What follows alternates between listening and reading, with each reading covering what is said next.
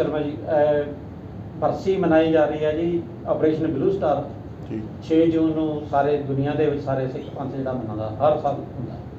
ਤੇ ਤੁਸੀਂ ਜਿਹੜਾ ਆਪਰੇਸ਼ਨ ਬਲੂ ਸਟਾਰ ਵਾਪਰਿਆ, ਇਹਦੇ ਵਾਪਰਨ ਦੇ ਪਿੱਛੇ ਜਿਹੜੇ ਉਸ ਵੇਲੇ ਦੇਸ਼ ਦੇ ਹਾਲਾਤ ਕੀ ਸੀਗੇ, ਕਿਉਂ ਵਾਪਰਿਆ, ਇਹ ਜੀ ਕਿਹੜਾ ਮਤਲਬ ਉਹ ਜੜ ਕਿਹੜੀ ਸੀ ਜਿਹੜੀ ਲੱਗੀ ਹੈ ਇਸ ਪੌਦੇ ਦੀ, ਕੰਡਿਆਲੇ ਦੀ, ਉਹ ਕਿੱਥੇ ਜੜ ਲੱਗੀ ਹੈ ਤੇ ਉਹ ਕਿਸ ਤਰ੍ਹਾਂ ਦਾ ਮਾਹੌਲ ਸੀ, ਉਹਦੇ ਬਾਰੇ ਥੋੜਾ ਸਾਡੇ ਦਰਸ਼ਕਾਂ ਨੂੰ ਸਾਂਝ ਪਾਓ।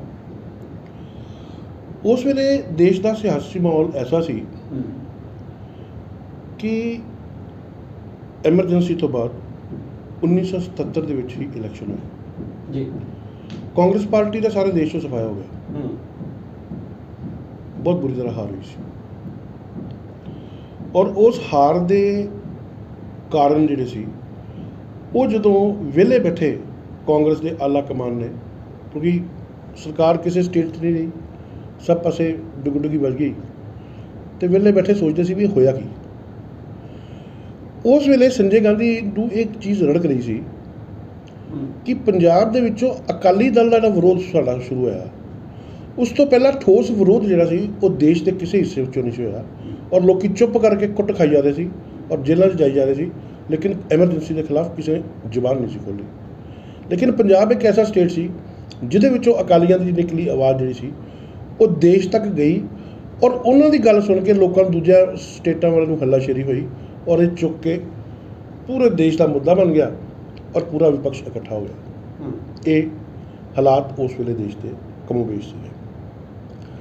ਕਾਂਗਰਸ ਪਾਰਟੀ ਜਿਹੜੀ ਹੈ ਉਸ ਵੇਲੇ ਤੱਕ ਪਹਿਲੀ ਵਾਰੀ ਸੱਤਾ ਤੋਂ ਬਾਹਰ ਹੋਈ ਸੀ, ਨਹੀਂ ਤਾਂ 47 ਤੋਂ ਲੈ ਕੇ ਤੇ 77 ਤੱਕ ਕਿਸੇ ਦੂਜੀ ਪਾਰਟੀ ਦਾ ਦੇਸ਼ ਵਿੱਚ ਸ਼ਾਸਨ ਨਹੀਂ ਸੀ। ਕਾਂਗਰਸ ਪਾਰਟੀ ਦੇ ਲੋਕਾਂ ਨੂੰ ਸ਼ਾਸਨ ਕਰਨ ਦੀ ਆਦਤ ਪੈ ਗਈ ਸੀ, ਔਰ ਸ਼ਾਸਨ ਕਰਨ ਦੇ ਨਾਂ 'ਤੇ ਆਪਣੀ ਮਨਮਾਨੀ ਕਰਨ ਦੀ ਵੀ ਆਦਤ ਪੈ ਗਈ ਸੀ। ਆਲਾ ਕਮਾਨ ਉਸ ਵੇਲੇ ਰੱਬ ਦਾ ਰੂਪ ਮੰਨਿਆ ਜਾਂਦਾ ਹੁੰਦਾ ਸੀ, ਔਰ ਉੱਥੋਂ ਜੋ ਹੁਕਮ ਆ ਜਾਂਦਾ ਸੀ ਉਹ ਸਾਰੇ ਮੰਨਦੇ ਸੀ। ਬਹੁਤ ਸਟਰੋਂਗ ਕੇਂਦਰ ਸੀ ਕਾਂਗਰਸ ਦਾ ਕੇਂਦਰ, ਠੀਕ ਹੈ ਜੀ। ਸੰਜੇ ਗਾਂਧੀ ਦੀ ਇਹ ਸੋਚ ਸੀ ਕਿ ਪੰਜਾਬ ਦੇ ਵਿੱਚ ਜਿਹੜੀ ਅਕਾਲੀ ਤਿਕੜੀ ਹੈ, ਪ੍ਰਕਾਸ਼ ਸਿੰਘ ਬਾਦਲ, ਗੁਰਚਰਨ ਸਿੰਘ ਟੌੜਾ ਔਰ ਜਗਦੇਵ ਸਿੰਘ ਤਲਵੰਡੀ, ਇਹਨਾਂ ਤਿੰਨਾਂ ਦੀ ਤਿਕੜੀ ਨੂੰ ਤੋੜ ਕੇ ਅਕਾਲੀ ਦਲ ਦੀ ਤਾਕਤ ਨੂੰ ਕਮਜ਼ੋਰ ਕੀਤਾ ਜਾਵੇ। ਜਦਕਿ ਪੰਜਾਬ ਦੇ ਮਾਮਲੇ ਦਾ ਜਿਹੜਾ ਜਾਣਕਾਰ ਸੀ ਸਭ ਤੋਂ ਵੱਡਾ ਉਸ ਵੇਲੇ ਕਾਂਗਰਸ ਪਾਰਟੀ ਕੋਲ, ਉਹ 1972 ਤੋਂ ਲੈ ਕੇ ਤੇ 1977 ਤੱਕ ਬਿਨਾਂ ਕਿਸੇ ਚੱਕਰ ਦੇ, ਬਿਨਾਂ ਕਿਸੇ ਪ੍ਰੋਬਲਮ ਦੇ ਪੰਜਾਬ ਦਾ ਚੀਫ ਮਿਨਿਸਟਰ ਰਿਹਾ ਸੀ ਗਿਆਨੀ ਜੈਲ ਸਿੰਘ। ਔਰ ਗਿਆਨੀ ਜੈਲ ਸਿੰਘ ਉਹ ਸਿਆਸਤਦਾਨ ਸੀ ਜਿਹਦੇ 5 ਸਾਲ ਦੇ ਸ਼ਾਸਨ ਕਾਲ ਦੇ ਤੌਰ ਤਰੀਕਿਆਂ ਨੇ ਅਕਾਲੀਆਂ ਦੇ ਹੱਥਾਂ ਦੇ ਤੋਤੇ ਉਡਾਤੇ ਸੀ। ਉਹਨਾਂ ਨੇ ਅਸੈਂਬਲੀ ਦੇ ਵਿੱਚ ਬੋਲੇ ਸੋ ਨਿਹਾਲ ਸਤਿ ਸ੍ਰੀ ਅਕਾਲ ਤੋਂ ਬਾਅਦ ਸਭਾ ਦਾ ਆਗਾਜ਼ ਕਰਨਾ ਤੈਅ ਕੀਤਾ। ਉਹ ਕਿਸੇ ਪਾਠ 'ਤੇ, ਕਿਸੇ ਭੋਗ 'ਤੇ, ਕਿਸੇ ਧਾਰਮਿਕ ਜਗ੍ਹਾ 'ਤੇ ਜਾਂਦੇ ਸੀ, ਜਦੋਂ ਕਿਸੇ ਧਾਰਮਿਕ ਆਯੋਜਨ 'ਚ ਜਾਂਦੇ ਸੀ ਤੇ ਉਹ ਆਪ ਵਾਜਾ ਫੜ ਕੇ ਬਹਿ ਕੇ ਸ਼ਬਦ ਗਾਇਨ ਕਰਨ ਲੱਗ ਜਾਂਦੇ ਸੀ। ਸਾਡੇ ਇਕਬਾਲ ਸਿੰਘ MP ਜਲੰਧਰ ਵਾਲੇ, ਜਿਹੜੇ ਪੌਂਡੀਚੇਰੀ ਦੇ ਵੀ ਰਾਜਪਾਲ ਵੀ ਰਹੇ ਆ, ਇਹ ਉਹਨਾਂ ਦੇ ਨਾਲ ਤਬਲਾ ਵਜਾਉਂਦੇ ਹੁੰਦੇ ਸੀ, ਪੁਰਾਣੇ ਸਾਥੀ ਸੀ। ਫਿਰ ਇੱਕ ਨਿਵੇਕਲਾ ਜਿਹੜਾ ਉਹਨਾਂ ਦੀ ਸੋਚ ਸੀ ਉਹ ਸੀ ਕਿ ਗੁਰੂ ਗੋਬਿੰਦ ਸਿੰਘ ਮਾਰਗ, ਠੀਕ ਹੈ ਨਾ, ਗੁਰੂ ਗੋਬਿੰਦ ਸਿੰਘ ਜੀ ਦੀ ਜਿੱਥੋਂ ਯਾਤਰਾ ਸ਼ੁਰੂ ਹੁੰਦੀ ਆ ਰੋਪੜ ਤੋਂ, ਅਨੰਦਪੁਰ ਸਾਹਿਬ ਤੋਂ, ਉੱਥੋਂ ਲੈ ਕੇ ਤੇ ਮਾਲਵੇ ਨੂੰ ਕ੍ਰੋਸ ਕਰਦੇ ਹੋਏ ਬਠਿੰਡੇ ਪਾਸੇ ਉਹ ਤਲਵੰਡੀ ਸਾਬੋ ਤੱਕ ਜਿਹੜਾ ਮਸਲਾ ਉਹ ਗੁਰੂ ਸਾਹਿਬ ਨੇ ਜਿਸ ਰੋਡ 'ਤੇ ਜਾਣਾ ਗਏ ਸੀ ਉਹ ਸਾਰੇ ਰੋਡ 'ਤੇ ਗੋਬਿੰਦ ਸਿੰਘ ਮਾਰਗ ਦੀ ਸਥਾਪਨਾ ਕੀਤੀ। ਔਰ ਕਹਿੰਦੇ ਆ ਕਿ ਉਸ ਵੇਲੇ ਉਹਨਾਂ ਨੇ ਜਿਹੜੀ ਅਗਵਾਈ ਸੀ ਉਹ ਗੁਰੂ ਗ੍ਰੰਥ ਸਾਹਿਬ ਦੀ ਸਰਪ੍ਰਸਤੀ ਸੀ, ਅਗਵਾਈ 5 ਪਿਆਰਿਆਂ ਨੇ ਕੀਤੀ, ਔਰ ਨਾਲ ਗੁਰੂ ਸਾਹਿਬ ਦੇ ਜਿਹੜਾ ਨੀਲਾ ਘੋੜਾ ਸੀ ਉਸ ਨਸਲ ਦੇ ਘੋੜੇ ਵੀ ਮੰਗਾਏ, ਜਿਹੜੇ ਕਿ ਉਸ ਯਾਤਰਾ ਦਾ ਇੱਕ ਐਸਾ ਆਕਰਸ਼ਣ ਸੀ ਕਿ ਸਿੱਖਾਂ ਨੇ ਸ਼ਰਧਾ ਵਸ ਉਹਨਾਂ ਘੋੜਿਆਂ ਦੀ ਲਿੱਦ ਚੱਕ ਕੇ ਵੀ ਆਪਣੇ ਘਰਾਂ 'ਚ ਪਵਿੱਤਰ ਥਾਂ 'ਤੇ ਰੱਖੀ ਕਿ ਇਹ ਗੁਰੂ ਸਾਹਿਬ ਦੇ ਜਿਹੜੇ ਘੋੜਾ ਸੀ, ਗੁਰੂ ਸਾਹਿਬ ਦਾ ਘੋੜਾ ਸੀ, ਇਹ ਉਹਦੇ ਵੰਸ਼ਜ ਹੈ, ਠੀਕ ਹੈ ਜੀ। ਇਹ ਹਾਲਾਤ ਸੀ ਉਸ ਵੇਲੇ। ਇਸ ਹਾਲਾਤ ਦੇ ਵਿੱਚ ਜਿਹੜੀ ਪੰਜਾਬ ਦੇ ਵਿੱਚ ਚਿੰਗਾਰੀ ਲੱਗੀ, ਉਹਦਾ ਸਭ ਤੋਂ ਇੱਕੋ ਹੀ ਵੱਡਾ ਕਾਰਨ ਸੀ, ਉਹ ਸੀ 13 ਅਪ੍ਰੈਲ 1978 ਨੂੰ ਅੰਮ੍ਰਿਤਸਰ ਸ਼ਹਿਰ ਦੇ ਵਿੱਚ ਵਿਸਾਖੀ ਵਾਲੇ ਦਿਨ ਨਿਰੰਕਾਰੀ ਸਮਾਗਮ ਜਿਹੜਾ ਸੀ ਉਹਨੂੰ ਕਰਨ ਦੀ ਆਗਿਆ ਦੇਣਾ। ਇਹ ਆਗਿਆ ਦੇਣਾ ਹੀ ਬੇਸਿਕਲੀ ਜਿਹੜਾ ਸੀ ਨਾ, ਇਹ ਇੱਕ ਐਸਾ ਰੋਂਗ ਸਟੈਪ ਹੋ ਗਿਆ, ਇੱਕ ਐਸੀ ਗਲਤੀ ਹੋ ਗਈ ਸਰਕਾਰ ਕੋਲੋਂ।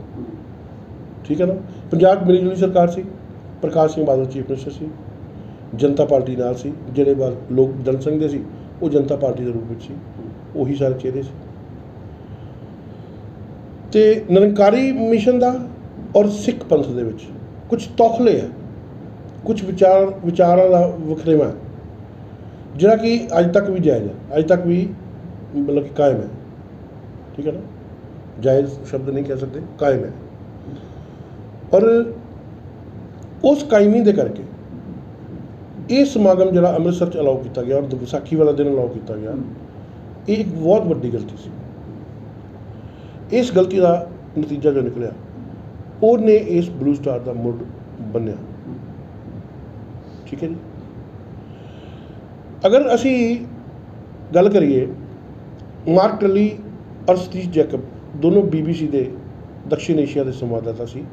ਮਾਰਕ ਟੱਲੀ ਚੀਫ ਸੀ ਔਰ ਸਤੀਸ਼ ਜੈਕਬ ਉਹਨਾਂ ਦੇ ਸਹਿਯੋਗੀ ਸੀ। ਬਹੁਤ ਨੇੜੇ ਹੋ ਕੇ ਉਹਨਾਂ ਨੇ ਇਹ ਸਾਰਾ ਆਪਰੇਸ਼ਨ ਦੇਖਿਆ ਸੀ। ਉਸ ਤੋਂ ਪਹਿਲਾਂ ਵਾਲੇ ਔਰ ਬਾਅਦ ਵਾਲੇ ਹਾਲਾਤ 'ਤੇ ਵੀ ਬਹੁਤ ਉਹਨਾਂ ਦੀ ਤਿੱਖੀ ਨਜ਼ਰ ਔਰ ਗਹਿਰੀ ਪਕੜ ਸੀ।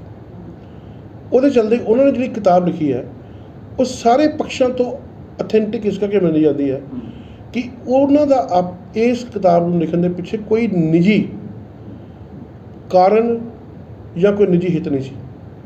ਔਰ ਉਹ ਇੱਕਮਾਤਰ ਐਸੀ ਕਿਤਾਬ ਹੈ ਜਿਹਨੂੰ ਸਾਰੇ ਵਰਗ ਕਹਿੰਦੇ ਕਿ ਹਾਂ ਉਹ ਉੱਤੇ ਭਰੋਸਾ ਕੀਤਾ ਜਾ ਸਕਦਾ। ਇਹ ਮੇਰੇ ਕੋਲ ਉਹਦੀ ਪੰਜਾਬੀ ਦਾ ਵਰਸ਼ਨ ਹੈ, ਅੰਮ੍ਰਿਤਸਰ ਸ਼੍ਰੀਮਤੀ ਗਾਂਧੀ ਦੀ ਅੰਤਲੀ ਲੜਾਈ। ਇਹ ਮਾਰਕ ਟੱਲੀ ਔਰ ਸਤੀਸ਼ ਜੈਕਬ ਦੇ ਨਾਂ 'ਤੇ ਹੈ। ਔਰ ਇਹ ਕਿਤਾਬ ਜਿਹੜੀ ਹੈ, ਇਹਦਾ ਅਸਲੀ ਓਰੀਜਨਲ ਨਾਮ ਜਿਹੜਾ ਅੰਗਰੇਜ਼ੀ 'ਚ ਲਿਖੀ ਗਈ ਹੈ, ਅੰਮ੍ਰਿਤਸਰ ਦਾ last battle of Mrs Gandhi. ਠੀਕ ਹੈ ਜੀ, ਇਹਦੇ ਵਿੱਚ ਕਈ ਐਸੇ ਹਵਾਲੇ ਹੈ ਜਿਹੜੇ ਸਾਨੂੰ ਦੱਸਦੇ ਹੈ ਕਿ ਉਸ ਘਟਨਾ ਦੇ ਵੇਲੇ ਬਰੀਕੀਆਂ ਜਿਹੜੀਆਂ ਸੀ ਔਰ ਬਰੀਕੀਆਂ ਦੇ ਵਿੱਚੋਂ ਜਿਹੜਾ ਸਾਰਾ ਤਾਣਾ ਬੁਣਿਆ ਗਿਆ, ਉਹਦੇ ਪਿੱਛੇ ਕੀ ਹੋਇਆ। ਜਦੋਂ ਇਹ ਵਿਹਲੇ ਬੈਠੇ ਸੀ ਸਾਰੇ ਕਾਂਗਰਸ ਦੇ ਵੱਡੇ ਲੀਡਰ, ਉਹਨਾਂ ਵਿੱਚ ਸੰਜੇ ਗਾਂਧੀ ਸਭ ਤੋਂ ਵੱਡਾ ਲੀਡ ਕਰਦਾ ਸੀ ਕਿਉਂਕਿ ਪ੍ਰਧਾਨ ਮੰਤਰੀ ਦਾ ਪੁੱਤਰ ਸੀ ਔਰ ਸਿਰ ਚੜਿਆ ਸੀ। ਔਰ ਉਸ ਵੇਲੇ ਆਪਣੀ ਹੀ ਮਤਲਬ ਕਿ ਬਿਨਾਂ ਕਿਸੇ ਪਦ ਤੋਂ ਔਰ ਬਿਨਾਂ ਕਿਸੇ ਸੰਵਿਧਾਨਿਕ ਪਦਵੀ ਤੋਂ ਉਹ ਹਿੰਦੁਸਤਾਨ ਦਾ ਅਘੋਸ਼ਿਤ ਰਾਜਾ ਸੀ ਜਦੋਂ ਇਹਨਾਂ ਦੀ ਸਰਕਾਰ ਸੀ। ਔਰ ਸਰਕਾਰ ਤੋਂ ਬਾਅਦ ਵੀ ਉਹਨਾਂ ਦੀ ਜਿਹੜੀ ਮਾਨਸਿਕਤਾ ਸੀ ਉਹ ਬਦਲ ਨਹੀਂ ਸੀ ਸਕਦੀ ਔਰ ਉਹ ਵੈਸੇ ਹੀ ਚੱਲ ਰਹੀ ਸੀ। ਔਰ ਉਹ ਅਕਾਲੀ ਦਲ ਨੂੰ ਇਹਦੀ ਆਪਣੀ ਹਾਰ ਦਾ ਜ਼ਿੰਮੇਵਾਰ ਮੰਨਦੇ ਹੋਏ ਉਹ ਇਹ ਸੋਚ ਰਹੇ ਸੀ ਕਿ ਤਿਕੜੀ ਨੂੰ, ਜਿੱਦਾਂ ਆਪਾਂ ਪਹਿਲਾਂ ਜ਼ਿਕਰ ਕੀਤਾ ਕਿ ਤਿਕੜੀ ਜਿਹੜੀ ਹੈ ਉਹਨੂੰ ਕਮਜ਼ੋਰ ਕੀਤਾ ਜਾਏ। ਗਿਆਨੀ ਜੈਲ ਸਿੰਘ ਨੇ ਉਸ ਵੇਲੇ ਕਿਹਾ ਕਿ ਨਹੀਂ, ਇਹ ਤਿਕੜੀ ਜਿਹੜੀ ਹੈ ਇਹ ਅਗਰ ਟੁੱਟੇਗੀ ਤਾਂ ਜ਼ਾਹਿਰ ਹੈ ਕਿ ਇੱਕ ਪਾਸੇ ਦੋ ਬੰਦੇ ਹੋਣਗੇ, ਇੱਕ ਪਾਸੇ ਇੱਕ ਹੋ ਜਾਏਗਾ। ਇੱਕ ਜਿਹੜਾ ਬੰਦਾ ਹੈ ਉਹ ਨਲ ਐਂਡ ਵਾਈਡ ਹੋ ਜਾਏਗਾ। ਲੇਕਿਨ ਅੱਜ ਤਿੰਨ ਬੰਦੇ ਹੋਣ ਕਰਕੇ 30% ਤਾਕਤ ਸਭ ਦੇ ਕੋਲ ਹੈ। ਜੇ ਦੋ ਰਹਿ ਗਏ ਤਾਂ ਉਹਨਾਂ ਕੋਲ ਪਾਵਰ ਵੱਧ ਜਾਏਗੀ ਫੈਸਲਾ ਲੈਣ ਦੀ, ਉਹਨਾਂ ਕੋਲ 50% ਪਾਵਰ ਹੋਏਗੀ ਔਰ ਉਹ ਫੈਸਲਾ ਜ਼ਿਆਦਾ ਵਧੀਆ ਤਰੀਕੇ ਨਾਲ ਲੈ ਸਕਣਗੇ। ਉਹ ਸਾਡਾ ਉਲਟਾ ਨੁਕਸਾਨ ਕਰਨਗੇ। ਇਹਦੇ ਵਾਸਤੇ ਇਹ ਤੈਅ ਕੀਤਾ ਗਿਆ ਕਿ ਇਹਨਾਂ ਦੀ ਜਿਹੜੀ ਤਿਕੜੀ ਹੈ, ਉਹਦੀ ਜਿਹੜੀ ਸਿਆਸੀ ਲਕੀਰ ਹੈ, ਉਹਨੂੰ ਛੋਟਾ ਕਰਨ ਦਾ ਹੋਰ ਕੀ ਯਤਨ ਹੈ। ਇਹਨਾਂ ਨੂੰ ਬਿਨਾਂ ਤੋੜੇ, ਇਹਨਾਂ ਨੂੰ ਬਿਨਾਂ ਵੰਡੇ, ਇਹਨਾਂ ਦੀ ਸਿਆਸੀ ਤਿਕੜੀ ਨੂੰ ਤੋੜਨ ਲਈ ਕੀ ਕੀਤਾ ਜਾਏ। ਤਾਂ ਜ਼ਾਹਿਰ ਹੈ ਕਿ ਇੱਕ ਪੁਰਾਣਾ ਫਾਰਮੂਲਾ ਹੈ ਕਿ ਇੱਕ ਲਕੀਰ ਜਿਹੜੀ ਹੈ ਉਹਨੂੰ ਛੋਟਾ ਕਿੱਦਾਂ ਬਿਨਾਂ ਕੱਟਿਆ ਛੋਟਾ ਕਿੱਦਾਂ ਕੀਤਾ ਜਾ ਸਕਦਾ, ਵੀ ਉਹਦੇ ਬਰਾਬਰ ਇੱਕ ਵੱਡੀ ਲਕੀਰ ਖਿੱਚੀ ਤੇ ਉਹ ਆਪਣੇ ਛੋਟੀ ਹੋ ਜਾਏਗੀ। ਉਹ ਵੱਡੀ ਲਕੀਰ ਦੇ ਰੂਪ ਦੇ ਵਿੱਚ ਜਿਨ੍ਹਾਂ 21 ਸੰਤਾਂ ਦੇ ਉੱਪਰ ਰਿਸਰਚ ਕਰਾਈ ਸੀ ਕਾਂਗਰਸ ਪਾਰਟੀ ਨੇ ਪੰਜਾਬ ਦੇ ਵਿੱਚ, ਉਹਨਾਂ 'ਚ ਜਰਨੈਲ ਸਿੰਘ ਭਿੰਡਰਾਂਵਾਲਾ ਇੱਕ ਐਸੀ ਸ਼ਖਸੀਅਤ ਸੀ ਜਿਹੜੇ ਦਮਦਮੀ ਟਕਸਾਲ ਦੇ ਚੀਫ ਸੀ। ਔਰ ਇਹ ਮੈਂ ਤੁਹਾਨੂੰ ਉਸ ਕਿਤਾਬ ਦੇ ਲਿਹਾਜ਼ ਨਾਲ ਇਹ ਸੰਤ ਜਰਨੈਲ ਸਿੰਘ ਭਿੰਡਰਾਂਵਾਲੇ ਨਹੀਂ ਜਾਣਦੇ ਕਿ ਉਹਨੂੰ ਇੱਦਾਂ ਦੀ ਉਹਨਾਂ ਦਾ ਕੋਈ ਚੁਣਾਵ ਹੋਇਆ ਜਾਂ ਉਹਨਾਂ ਨੇ ਕੋਈ ਐਪਲੀਕੇਸ਼ਨ ਦਿੱਤੀ ਇਸ ਗੱਲ ਦੀ। ਇਹ ਉਹਨਾਂ ਦੀ ਟੀਮ ਆਪਣੇ ਲੈਵਲ 'ਤੇ ਸਰਵੇ ਕਰ ਰਹੀ ਸੀ ਕਿ ਕਿਸ ਬੰਦੇ ਨੂੰ ਅਸੀਂ ਉਕਸਾ ਕੇ, ਸਮਝਾ ਕੇ, ਟ੍ਰੇਨਿੰਗ ਦੇ ਕੇ, ਕੁਝ ਵੀ ਕਰਕੇ ਜਾਂ ਕੋਈ ਵੀ ਹਰਬਾ ਵਰਤ ਕੇ ਅਸੀਂ ਉਹਨੂੰ ਖੜਾ ਕਰੀਏ ਤਾਂ ਕਿ ਉਹ ਇਸ ਤਿਕੜੀ ਦਾ ਮੁਕਾਬਲਾ ਕਰੇ, ਤਾਂ ਕਿ ਇਹ ਆਪਸ ਦੇ ਵਿੱਚ ਹੀ ਕਲੈਸ਼ ਕਰ ਜਾਣ। ਉਸ ਵੇਲੇ ਜਰਨੈਲ ਸਿੰਘ ਭਿੰਡਰਾਂਵਾਲੇ ਦਮਦਮੀ ਟਕਸਾਲ ਦੇ ਚੀਫ ਸੀ। ਔਰ ਦਮਦਮੀ ਟਕਸਾਲ ਜਿਹੜੀ ਹੈ ਇਹ ਬਾਬਾ ਬੰਦਾ ਸਿੰਘ ਬਹਾਦਰ ਬਾਬਾ ਦੀਪ ਸਿੰਘ ਜੀ ਦੀ ਸ਼ੁਰੂ ਕੀਤੀ ਹੋਈ ਹੈ।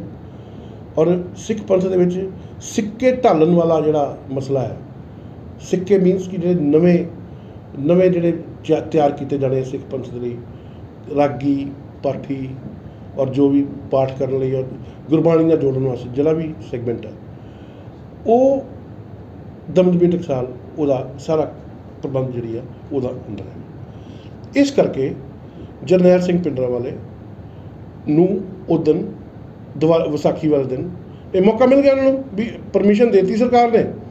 ਹੋ ਸਕਦਾ ਹੈ ਕਿ ਉਹਦੇ ਵਿੱਚ ਚੂੰਕਿ ਭਾਜਪਾ ਜਿਹੜੀ ਅੱਜ ਭਾਜਪਾ ਹੈ ਉਹਦੇ ਜਿਹੜੇ ਪੁਰਾਣਾ ਅਵਤਾਰ ਸੀ ਜਨ ਸੰਘ ਔਰ ਜਨਤਾ ਪਾਰਟੀ, ਉਹਦੀ ਭਾਈਵਾਲੀ ਕਰਕੇ ਔਰ ਨਿਰੰਕਾਰੀ ਸੈਗਮੈਂਟ ਜਿਹੜਾ ਵਾ ਉਹਦੀ ਉਸ ਪੋਲੀਟੀਕਲ ਸੈਗਮੈਂਟ ਦੇ ਨਾਲ ਥੋੜ੍ਹੀ ਬਹੁਤੀ ਸਾਂਝ ਹੋਣ ਕਰਕੇ ਇਹ ਵੀ ਹੋ ਸਕਦਾ ਕਿ ਪ੍ਰਕਾਸ਼ ਸਿੰਘ ਬਾਦਲ 'ਤੇ ਥੱਲੇ ਪ੍ਰੈਸ਼ਰ ਹੋਵੇ ਕਿ ਦੇ ਦਿਓ ਜੀ ਪਰਮਿਸ਼ਨ, ਕੋਈ ਗੱਲ ਨਹੀਂ। ਇੱਕ ਜਿਹੜਾ ਸੰਤ ਭਿੰਡਰਾਂਵਾਲੇ ਦੀ ਗੱਲ ਆਉਂਦੀ ਹੈ ਕਿ ਮੁਖੀ ਜਦੋਂ ਬਣੇ ਉੱਥੇ ਪ੍ਰਕਾਸ਼ ਸਿੰਘ ਬਾਦਲ ਗਏ, ਜਿਹੜਾ ਮਹਿਤਾ ਚੌਕ ਦੀ ਘਟਨਾ, ਜੀ ਮੈਨੂੰ ਲੱਗਦਾ ਉਹ ਵੀ ਸਾਡੇ ਦਰਸ਼ਕਾਂ ਨਾਲ ਸਾਂਝੀ ਕਰਨੀ ਜਿਹੜੀ ਆ ਅੱਛੀ ਰਹਿ ਗਈ। ਉਹ ਦੱਸਦੇ ਕਿ ਉੱਥੇ ਕਿਸ ਤਰ੍ਹਾਂ ਉਹ ਹੀਰੋ ਬਣ ਗਿਆ ਸੀ ਲੋਕਾਂ ਦੀ ਨਜ਼ਰ 'ਚ। ਉਹ ਥੋੜ੍ਹਾ ਉਸ ਵੇਲੇ ਕੀ ਹੋਇਆ ਸੀ ਕਿ ਐਜ਼ ਯੂਜ਼ੁਅਲ ਚੀਫ ਮਿਨਿਸਟਰ ਜਦੋਂ ਵੀ ਕਿਤੇ ਜਾਣਗੇ ਉੱਥੇ ਦੇਖਣਗੇ ਕਿ ਸੰਗਤ ਹੈ, ਲੋਕ ਕਾਫੀ ਹੈ ਸੁਣਨ ਵਾਲੇ, ਉਹ ਜ਼ਾਹਿਰ ਹੈ ਕਿ ਉਹਦਾ ਪੋਲੀਟੀਕਲ ਪ੍ਰਭਾਵ ਲੈਣਾ ਉਹਨਾਂ ਦਾ ਕੰਮ ਹੈ, ਉਹਨਾਂ ਦਾ ਬਿਜ਼ਨਸ ਹੈ। ਉੱਥੇ ਪ੍ਰਕਾਸ਼ ਸਿੰਘ ਬਾਦਲ ਉਹਨਾਂ ਨੇ ਐਸ ਚੀਫ ਮਿਨਿਸਟਰ ਕਿਹਾ ਸੀ ਕਿ ਅਗਰ ਟਕਸਾਲ ਨੂੰ ਸਾਡੀ ਕੋਈ ਜ਼ਰੂਰਤ ਹੋਵੇ ਅਸੀਂ ਹਰ ਵੇਲੇ ਹਾਜ਼ਰ ਹਾਂ, ਤੁਸੀਂ ਸਾਨੂੰ ਸੇਵਾ ਦੱਸੋ, ਅਸੀਂ ਤੁਹਾਡੀ ਹਰ ਮੰਗ ਨੂੰ ਪੂਰੀ ਕਰਾਂਗੇ। ਉਸ ਟਾਈਮ 'ਤੇ ਭਿੰਡਰਾਂਵਾਲੇ ਦੀ ਦਸਤਾਰਬੰਦੀ ਹੋਈ ਸੀ ਔਰ ਉਹਨਾਂ ਨੂੰ ਦਮਦਮੀ ਟਕਸਾਲ ਦੇ ਚੀਫ ਦੀ ਮਤਲਬ ਕਿ ਸਮਝ ਲਓ ਕਿ ਪੋਸਟ ਦੀ ਉਹਨਾਂ ਨੇ ਓਥ ਲਈ ਸੀ, ਉੱਥੇ ਸੁਸ਼ੋਭਿਤ ਹੋਏ ਸੀ। ਉਹਨਾਂ ਨੇ ਆਪਣੇ ਭਾਸ਼ਣ ਦੇ ਵਿੱਚ ਕਿਹਾ ਕਿ ਟਕਸਾਲ ਕੋਈ ਮੰਗਤੀ ਜਾਂ ਭਿਖਾਰੀਆਂ ਦੀ ਸੰਸਥਾ ਨਹੀਂ ਹੈ, ਟਕਸਾਲ ਦੇ ਕੋਲ ਕਿਸੇ ਚੀਜ਼ ਦੀ ਕਮੀ ਨਹੀਂ ਹੈ, ਸਾਨੂੰ ਮੰਗ ਕਰਨ ਦੀ ਜਾਂ ਮੰਗਤੇ ਕਰਦੇ ਆ ਤਾਂ ਟਕਸਾਲ ਇਸ ਸ਼੍ਰੇਣੀ ਦੀ ਨਹੀਂ ਹੈ। ਸਰਕਾਰ ਨੂੰ ਅਗਰ ਕਿਸੇ ਚੀਜ਼ ਦੀ ਕਦੀ ਲੋੜ ਪਵੇ ਤਾਂ ਟਕਸਾਲ ਨੂੰ ਹੁਕਮ ਕਰ ਦੇਵੇ, ਅਸੀਂ ਆਪੇ ਦੇਖ ਲਾਂਗੇ। ਇਹ ਇੱਕ ਐਸਾ ਜਵਾਬ ਸੀ ਜਿਹੜਾ ਕਿਸੇ ਵੀ ਵੱਡੀ ਸ਼ਖਸੀਅਤ, ਪੋਲੀਟੀਕਲ ਸ਼ਖਸੀਅਤ ਨੂੰ ਨਹੀਂ ਸੀ ਕਦੀ ਮਿਲਿਆ। ਉਹ ਆਪਣੇ ਆਪ ਦੇ ਵਿੱਚ ਇੱਕ ਸ਼ੁਰੂਆਤੀ ਤੇਵਰ ਜਿਹੜੇ ਸੀ ਨਾ, ਉਹ 'ਚੋਂ ਭਿੰਡਰਾਂਵਾਲੇ ਦੇ ਤੇਵਰ ਜਿਹੜੇ ਸੀ ਉਹ ਨਜ਼ਰ ਆਏ।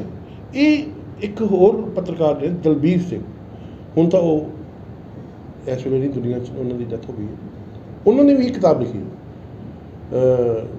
ਅੱਖੀਂ ਡਿੱਠੇ ਸੰਤ ਭਿੰਡਰਾਂਵਾਲੇ। ਉਸ ਵੇਲੇ ਉਹ ਟ੍ਰਿਬਿਊਨ ਗਰੁੱਪ ਦੇ ਅੰਮ੍ਰਿਤਸਰ ਦੇ ਵਿੱਚ ਚੀਫ ਰਿਪੋਰਟਰ ਸੀ ਔਰ ਉਹਨਾਂ ਨੇ ਉਹ ਜਿਹੜੀ ਸੀ ਜਾ ਕੇ ਸੈਗਮੈਂਟ ਸਾਰਾ ਉਹ ਵਾਲਾ ਕਵਰ ਕੀਤਾ ਸੀ ਚੌਕ ਮਹਿਤਾ ਦੇ ਵਿੱਚ, ਇਹ ਜਿਹੜਾ ਦਸਤਾਰਬੰਦੀ ਵਾਲਾ ਸੀ। ਔਰ ਉਹਨਾਂ ਨੇ ਉਸ ਤੋਂ ਬਾਅਦ ਲਿਖਿਆ ਕਿ ਇਹ ਜਿਹੜਾ ਭਿੰਡਰਾਂਵਾਲਿਆਂ ਦਾ ਉਹਦੇ ਜਿਹੜਾ ਰੂਪ ਦੇਖਿਆ ਗਿਆ, ਉੱਤੋਂ ਜਿਹੜੀ ਗਰਮ ਖਿਆਲੀ ਸੋਚ ਵਾਲੇ ਲੋਕ ਸੀ ਔਰ ਜਿਹੜੇ ਮੰਨਦੇ ਸੀਗੇ ਕਿ ਸਿੱਖੀ ਜਿਹੜੀ ਹੈ ਉਹਨੂੰ ਹੋਰ ਜ਼ਿਆਦਾ ਅੱਛੇ ਤਰੀਕੇ ਨਾਲ ਪ੍ਰਮੋਟ ਕੀਤਾ ਜਾਵੇ, ਜੋ ਵੀ ਸੋਚ ਹੁੰਦੀ ਹੈ, ਅਤੇ ਉਹਨਾਂ ਲੋਕਾਂ ਨੂੰ ਉਹ ਪਸੰਦ ਵੀ ਆਇਆ।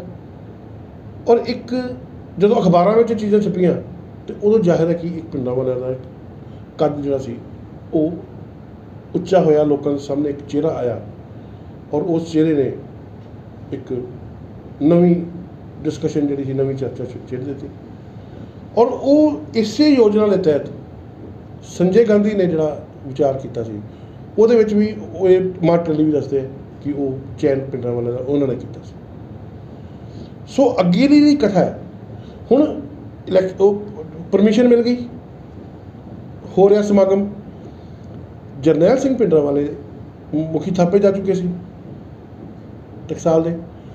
13 ਅਪ੍ਰੈਲ ਨੂੰ ਉਹ ਹਰਿਮੰਦਰ ਸਾਹਿਬ ਪਰਸਰ 'ਚ ਆਏ ਆ, ਉਹਨਾਂ ਨਾਲ ਸੰਗਤ ਸੀ ਔਰ ਬਹੁਤ ਸਾਰੀ ਵਿਸਾਖੀ ਨੂੰ ਤਾਂ ਵੈਸੇ ਹੀ ਨਹਾਉਣ ਲਈ ਬਹੁਤ ਉੱਥੇ ਦਰਬਾਰ ਸਾਹਿਬ ਦੇ ਇਸ਼ਨਾਨ ਵਾਸਤੇ ਬਹੁਤ ਸਾਰੀ ਸੰਗਤ ਇਕੱਠੀ, ਲੱਖਾਂ ਦੀ ਗਿਣਤੀ 'ਚ ਹੁੰਦੀ ਹੈ।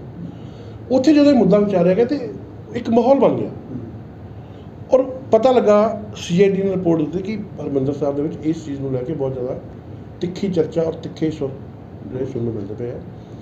ਫਟਾਫਟ ਉਸ ਨੇ ਇਹ ਕਿਹਾ ਗਿਆ ਕਿ ਚੀਫ ਮਿਨਿਸਟਰ ਸਾਹਿਬ ਜਿਹੜੇ ਹੈ ਪ੍ਰਕਾਸ਼ ਸਿੰਘ ਬਾਦਲ ਜੀ, ਉਹ ਬੰਬੇ ਗਏ ਹੋਏ ਅਤੇ ਮਾਲ ਮੰਤਰੀ ਜਿਹੜਾ ਕਿ ਉਸੇ ਜ਼ਿਲ੍ਹੇ ਦੇ ਸੀ ਜੀਵਨ ਸਿੰਘ ਉਮਰਾ ਲੰਗਰ, ਰੈਵਨਿਊ ਮਿਨਿਸਟਰ, ਉਹ ਫਟਾਫਟ ਉੱਥੇ ਦਰਬਾਰ ਸਾਹਿਬ ਗਏ ਅਤੇ ਉਹਨੇ ਜੋ ਜਾ ਕੇ ਦੇਖਿਆ ਤਾਂ ਇੱਥੇ ਤਾਂ ਜਗਾਰੇ ਲੱਗਣ ਡਏ, ਮੱਥੇ ਪਾਏ ਜਾ ਰਹੇ।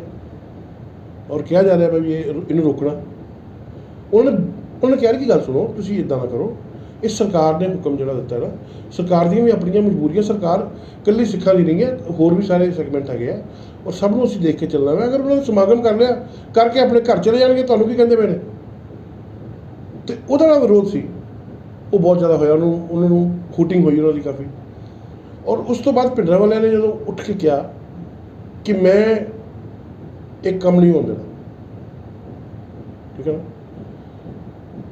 ਔਰ ਫੌਜਾ ਸਿੰਘ ਜਿਹੜੇ ਸੀ ਉਸ ਵੇਲੇ ਇੱਕ ਸੈਗਮੈਂਟ ਨਾਲ ਜੁੜੇ ਸੀ, ਸਿੱਖ ਸੈਗਮੈਂਟ ਨਾਲ, ਉਹਨਾਂ ਨੇ ਆਪਣੀ ਲੀਡਰਸ਼ਿਪ 'ਚ ਕੁਛ ਲੋਕ ਨਾਲ ਲਏ ਅਤੇ ਉਹ ਚਲੇ ਗਏ। ਇੱਥੇ ਆ ਕੇ ਦੋ ਚੀਜ਼ਾਂ ਸਪਸ਼ਟ ਹੁੰਦੀਆਂ।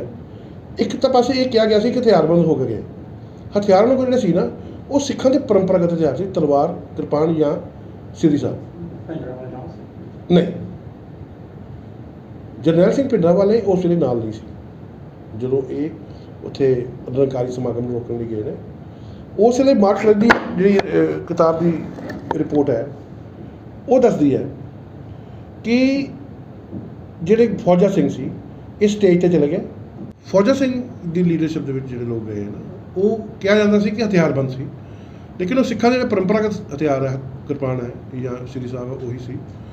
ਔਰ ਫੌਜਾ ਸਿੰਘ ਦੀ ਵਾਈਫ ਨੇ ਅਕੋਰਡਿੰਗ ਟੂ ਮਾਰਕ ਟੱਲੀ ਬਾਅਦ 'ਚ ਇਹ ਐਲੀਗੇਸ਼ਨ ਲਗਾਇਆ ਸੀ ਕਿ ਜਰਨੈਲ ਸਿੰਘ ਭਿੰਡਰਾਂਵਾਲੇ ਵੀ ਹਰਿਮੰਦਰ ਸਾਹਿਬ ਤੋਂ ਤਾਂ ਨਾਲ ਉਸ ਜਥੇ ਦੇ ਨਿਕਲੇ ਸੀ, ਲੇਕਿਨ ਅੱਧੇ ਰਸਤੇ ਤੋਂ ਵਾਪਸ ਆ ਗਏ ਸੀ। ਪਰ ਇਸ ਚੀਜ਼ ਦੀ ਕਿਤੇ ਪੁਸ਼ਟੀ ਨਹੀਂ ਹੁੰਦੀ, ਠੀਕ ਹੈ। ਔਰ ਉਹਨਾਂ ਨੇ ਵੀ ਪੁਸ਼ਟੀ ਨਹੀਂ ਕੀਤੀ ਇਸ ਗੱਲ ਦੀ, ਉਹਨਾਂ ਨੇ ਸਿਰਫ ਇਹ ਕਿਹਾ ਕਿ ਉਹਨੇ ਐਲੀਗੇਸ਼ਨ ਕਿਸੇ ਟਾਈਮ 'ਤੇ ਲਗਾਇਆ ਸੀ, ਠੀਕ ਹੈ। ਉੱਥੇ ਜਦੋਂ ਗਏ ਹੈ ਔਰ ਉਸ ਕਿਤਾਬ ਦੇ ਹਿਸਾਬ ਦੇ ਨਾਲ ਸਟੇਜ 'ਤੇ ਚੜ੍ਹ ਕੇ ਫੌਜਾ ਸਿੰਘ ਨੇ ਕਿਰਪਾਨ ਤਾਣ ਲਈ, ਔਰ ਬਾਬਾ ਗੁਰਬਚਨ ਸਿੰਘ ਜਿਹੜੇ ਨਿਰੰਕਾਰੀ ਮੁਖੀ ਸੀ ਉਹ ਉੱਥੇ ਉਹਨਾਂ ਦੇ ਸਮਝ ਲਓ ਕਿ ਹਮਲਾ ਕਰਨ ਦੀ ਪੂਰੀ ਰੌ ਦੇ ਵਿੱਚ ਸੀ ਫੌਜਾ ਸਿੰਘ ਨੇ। ਉਸ ਵੇਲੇ ਉੱਥੇ ਗੋਲੀ ਚੱਲੀ ਔਰ ਜਿਹੜੇ ਉਹਨਾਂ ਦੇ ਅੰਗ ਰਕਸ਼ਕ ਸੀ ਉਹਨਾਂ ਨੇ ਉਹਨਾਂ ਨੂੰ ਫਾਇਰ ਕਰਕੇ ਮਾਰਿਆ। ਨਾਲ ਜਿਹੜੇ ਗਏ ਸੀ ਉਹ ਵੀ ਸਿੰਘ ਜਿਹੜੇ ਸੀ ਸਾਰੇ, ਉਹ ਸਾਰੇ ਉਸ ਫਾਇਰਿੰਗ ਦਾ ਸ਼ਿਕਾਰ ਹੋਏ, ਠੀਕ ਹੈ ਜੀ। ਦਲਬੀਰ ਸਿੰਘ ਹੁਣੀ, ਜਿਨ੍ਹਾਂ ਦਾ ਮੈਂ ਜ਼ਿਕਰ ਪਹਿਲਾਂ ਵੀ ਕਰ ਚੁੱਕਾ ਕਿ ਜਿਨ੍ਹਾਂ ਨੂੰ ਜਿਹੜੇ ਉਸ ਵੇਲੇ ਟ੍ਰਿਬਿਊਨ ਦੇ ਉੱਥੇ ਸੰਵਾਦਦਾਤਾ ਸੀ, ਉਹ ਇਸ ਘਟਨਾ ਨੂੰ ਕਵਰ ਕਰਨ ਵਾਸਤੇ ਜਦੋਂ ਪਹੁੰਚਦੇ ਆ ਅਤੇ ਉਹ ਆਪਣੀ ਰਿਪੋਰਟ ਦੇ ਵਿੱਚ ਇਹ ਦੱਸਦੇ ਆ ਕਿ ਬਾਹਰ ਸਿੱਖ ਜਿਹੜੇ ਸੀ ਉਹਨਾਂ ਦੀਆਂ ਡੈਡ ਬੋਡੀਜ਼ ਪਈਆਂ ਸੀ, ਔਰ ਜਿਹੜੇ ਬਾਡੀਗਾਰਡ ਸੀਗੇ ਉਹ ਇੱਕ ਅਲੱਗ ਟੈਂਟ ਦੇ ਵਿੱਚ, ਉਹਨਾਂ ਕੋਲ ਪੂਰੀਆਂ ਸਵੈਚਲਿਤ ਹਥਿਆਰ ਸੀ, ਸਾਰੇ ਪੂਰੇ ਮਾਡਰਨ ਹਥਿਆਰ ਸੀਗੇ। ਔਰ ਜਦੋਂ ਮੈਂ ਸਾਰਾ ਨਜ਼ਾਰਾ ਦੇਖਿਆ ਅਤੇ ਮੈਨੂੰ ਉੱਥੇ ਖੜ੍ਹੇ ਕਿਸੇ ਅਫਸਰ ਨੇ ਕਿਹਾ ਕਿ ਤੁਸੀਂ ਸਰਕਟ ਹਾਊਸ ਜਾਓ। ਜਦੋਂ ਉਹ ਸਰਕਟ ਹਾਊਸ ਗਏ ਹੈ ਤਾਂ ਸਰਕਟ ਹਾਊਸ ਜਾ ਕੇ ਉਹਨਾਂ ਨੇ ਦੇਖਿਆ ਕਿ ਉੱਥੇ ਚੀਫ ਮਿਨਿਸਟਰ ਸਾਹਿਬ ਬੈਠੇ ਹੋਏ ਆ। ਉਹਨਾਂ ਦਾ ਪਹਿਲਾ ਸਵਾਲ ਸੀ ਕਿ ਤੁਸੀਂ ਤਾਂ ਬੰਬਈ ਗਏ ਸੀ, ਤੁਹਾਡੇ ਬਾਰੇ ਇਹ ਸੁਣਿਆ ਗਿਆ ਸੀ ਤੁਸੀਂ ਬੰਬਈ ਹੋ, ਤੁਸੀਂ ਇੰਨੀ ਜਲਦੀ ਕਿੱਦਾਂ ਆ ਗਏ ਅਤੇ ਇਹ ਭਾਣਾ ਕੀ ਵਾਪਰ ਗਿਆ ਅਤੇ ਕਿੰਨੇ ਸਿੰਘ ਸ਼ਹੀਦ ਹੋਏ? ਇਹ ਸਵਾਲ ਉਹਨਾਂ ਨੇ ਇੱਕ ਪੱਤਰਕਾਰ ਦੇ ਤੌਰ 'ਤੇ ਕੀਤੇ। ਔਰ ਚੀਫ ਮਿਨਿਸਟਰ ਦਾ ਉਸ ਵੇਲੇ ਇਹ ਕਹਿਣਾ ਸੀ ਕਿ ਇਹ ਸਾਰੀ ਜਾਣਕਾਰੀ ਤੁਹਾਨੂੰ ਜੰਜੂਆ ਸਾਹਿਬ ਜਿਹੜੇ ਨਾਲ ਬੈਠੇ ਸੀ, ਸ਼ਾਇਦ ਚੀਫ ਸੈਕਟਰੀ ਸੀ ਉਸ ਵੇਲੇ, ਉਹ ਦੇਣਗੇ ਤੁਹਾਨੂੰ ਵੀ ਕੀ ਹੋਇਆ। ਇਹ ਘਟਨਾ ਜਿਹੜੀ ਘਟੀ, ਇਹ ਘਟਨਾ ਨੇ ਬਲੂ ਸਟਾਰ ਦਾ ਮੁੱਢ ਬੰਨਿਆ। ਅਗਰ ਇਹ ਪਰਮਿਸ਼ਨ ਹੀ ਨਾ ਦਿੱਤੀ ਜਾਂਦੀ, ਅਗਰ ਇਸ ਜਗ੍ਹਾ 'ਤੇ ਉਹ ਸਮਾਗਮ ਨਾ ਹੁੰਦਾ, ਤਾਂ ਮੈਂ ਨਹੀਂ ਸਮਝਦਾ ਕਿ ਕੋਈ ਕਾਰਨ ਐਸਾ ਬਣਦਾ ਕਿ ਇਸ ਤਰ੍ਹਾਂ ਦਾ ਕੋਈ ਬਹਾਨਾ ਮਿਲਦਾ ਔਰ ਇਸ ਬਹਾਨੇ ਦੇ ਨਾਲ ਇਹ ਸਾਰਾ ਕੁਝ ਜਿਹੜਾ ਹੈ ਇਹ ਸਭ ਦੇ ਸਾਹਮਣੇ ਆਉਂਦਾ। ਬੋਲੇ ਸੋ ਨਿਹਾਲ।